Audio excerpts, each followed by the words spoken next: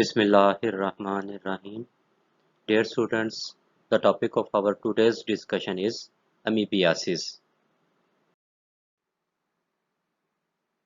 Amoebiasis has been defined by WHO as the condition of harboring the protozoan parasite Entamoeba histolytica with or without clinical manifestations. Amoebiasis is a potentially lethal disease. It carries substantial morbidity and mortality. The symptomatic disease occurs in less than 10% of the infected individuals. There are two types of manifestations of amoebiasis. These are intestinal and extraintestinal amoebiasis. The intestinal disease varies from mild abdominal discomfort and diarrhea to acute fulminating dysentery, while the extraintestinal amoebiasis includes involvement of liver, and in liver it causes liver abscess, involvement of lungs, brain, spleen, skin and other organs. Dear students, now we will discuss the problem statement of amoebiasis.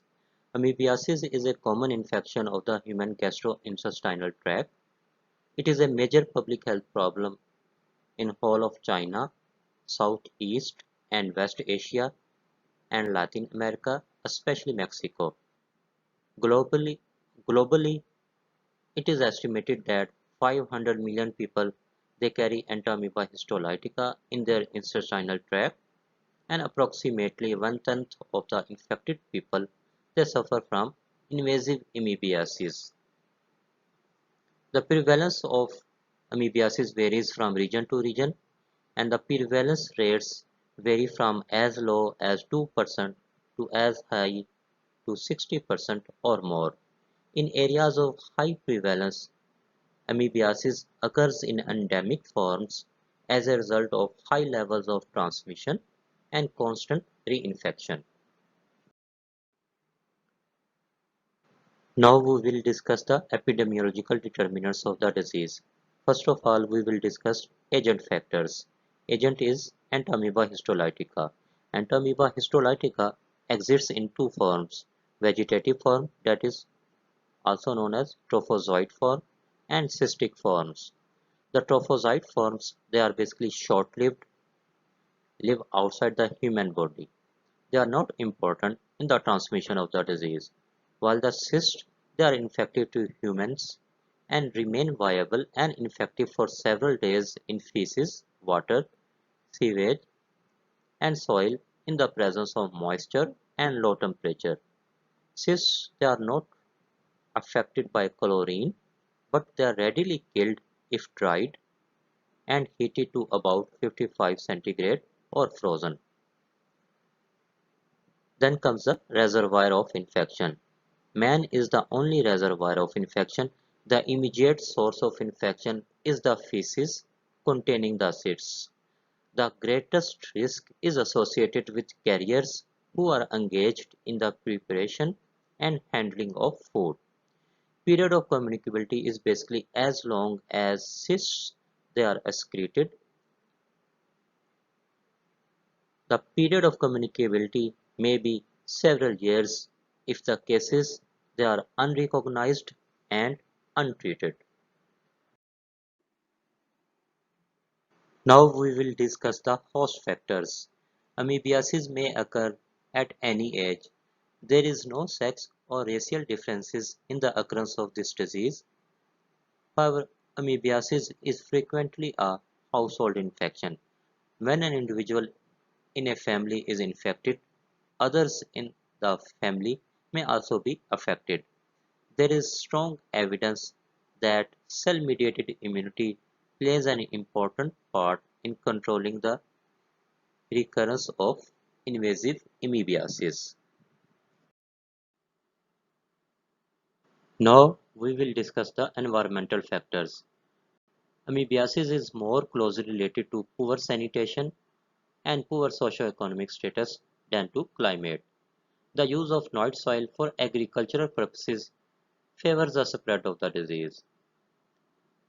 Amoebiasis infection rates they are higher during rains, since the cyst may survive longer during rains and the potential for transmission is also increased. Epidemic outbreaks, they are usually associated with sewage seepage into the water supply. Now we will discuss the mode of transmission. Mode of transmission is via two routes, fecal-oral route and via vectors. Fecal-oral route. Intake of contaminated water or food. Vegetables, especially those eaten raw from fields which are irrigated with sewage polluted water, can readily convey the infection. Viable cysts, they have been found on the hands and under fingernails. The other route is via vectors. Vectors such as flies, cockroaches, and rodents, they are capable of carrying the cysts and contaminating the food and drink. The incubation period of this disease is about 2 to 4 weeks, or it may be even longer. Dear students, now we will discuss the prevention and control of amoebiasis. It takes the form of primary prevention and secondary prevention. Primary prevention includes sanitation, water supply, food hygiene, and health education. Now we will discuss each of these points in detail. First of all, sanitation. Safe disposal of human excreta coupled with elementary sanitary practices of hand washing after defecation and before eating. Water supply. The protection of water supplies against fecal contamination is very important. Sand filters, they are quite effective in removing the amoebic cysts. Water filtration and boiling, they are more effective than chemical agents against amoebiasis. Food hygiene. Environmental measures should also include the protection of food and drinks against fecal contamination. In most instances, through washing hands with detergents in running water will remove the amoebic cysts from fruits and vegetables. Food handlers, they should be periodically examined, treated and educated in food hygiene practices, especially hand washing. Health education. Health education of the people is very important in the prevention and control of amoebiasis. Secondary prevention includes the steps of early diagnosis and treatment. Early diagnosis. Demonstration of trophozoites containing red cells is diagnostic. They are most readily seen in fresh mucus passed per rectum. Indirect heme agglutination test is regarded as the most sensitive serological test. However, newer techniques which include counter-immunoelectrophoresis and ELISA technique, they are also being used. Now comes the treatment. Treatment of symptomatic cases and treatment of asymptomatic cases. Treatment of symptomatic cases. These cases can be treated effectively with metronidazole. The dose is 30 mg per kg of body weight per day, divided into 3 doses after meals for 8 to 10 days. Tinidazole can also be used.